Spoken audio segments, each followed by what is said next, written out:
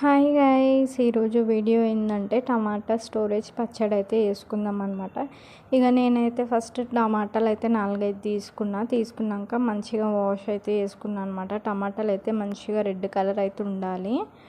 ఉన్న తర్వాత ఇక మంచిగా వాష్ చేసుకున్నా కదా, ఒక క్లాత్తో అయితే మంచిగా తుడుచుకోవాలన్నమాట, వాటర్ లేకుండా. తుడుచుకున్న తర్వాత ఈ విధంగా అయితే కట్ చేసుకున్నాను నేనైతే టమాటోస్.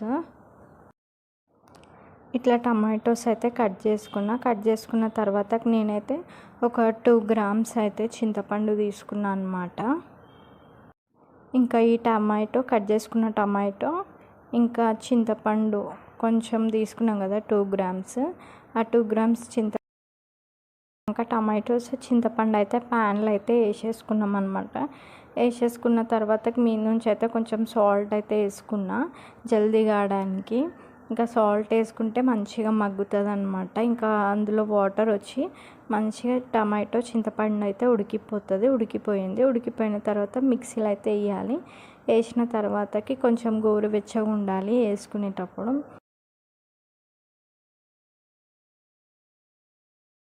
టమాటో అయితే మంచిగా ఉడికిపోయింది. నేనైతే మిక్సీలో అయితే వేసుకుంటున్నాను అనమాట టమాటోది. ఇంకా వెల్లుల్లి రెబ్బలు, ధనియాల పొడి, కారం, పసుపు, ఉప్పు నాకు కావాల్సినంత అయితే వేసేసుకోవాలన్నమాట. ఇంకా ఉప్పు కూడా మనకు కావాల్సినంత అయితే టేస్ట్కి తగ్గట్టు వేసుకోవాలి. వేసుకున్నాక ఇక మిక్సీ అయితే పట్టేసుకోవాలన్నమాట. ఇవన్నీ వేసిన తర్వాత ఇక ఒక ప్యాన్ తీసుకోవాలి. ప్యాన్లో అయితే ఆయిల్ అయితే వేసేసుకున్న తర్వాత ఆయిల్ అయితే వెల్లుల్లి అయితే వేసుకున్నాను అనమాట. వేసుకున్న తర్వాత ఇక పప్పు వేసుకోవాలి, శనగపప్పు మనకు కావాల్సినంత, పోసికి సరిపడినంత వేసుకుంటే చాలు. ఇంకా జీలకర్ర, ఆవాలు, ఇంకా ఎండుమిర్చి కూడా వేసేసుకున్నాను అనమాట. నాకు కావాల్సినంత కరివేపాకు కూడా వేసేసుకున్నాను అనమాట. ఇంకా నేనైతే టమాటో పేస్ట్ అయితే వేసిన కదా, ఆ పేస్ట్ కూడా దీంట్లో అయితే వేసేసినాక ఒకసారి అయితే మొత్తం మిక్సీ వేసుకోవాలి.